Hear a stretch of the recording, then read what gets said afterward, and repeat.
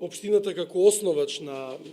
објектите, односно како основач на градинките, пред се треба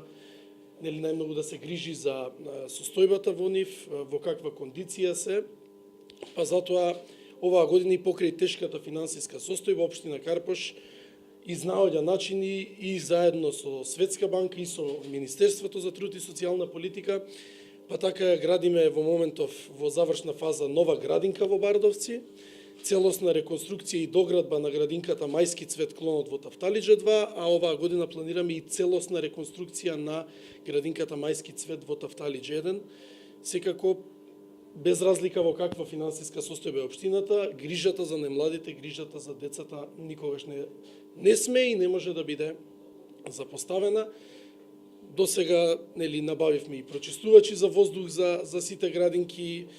што беше дел од неграѓански активизам, меѓутоа еве да кажем општествена одговорност на компаниите, повторно на некој начин вклучување на општеството и на граѓаните во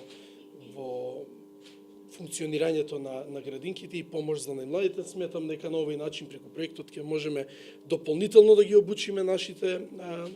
луѓето кои што работат во градинките, персоналот, меѓутоа и општината во меѓувреме во континуитет работи на тоа, како што кажав, детската заштита ни е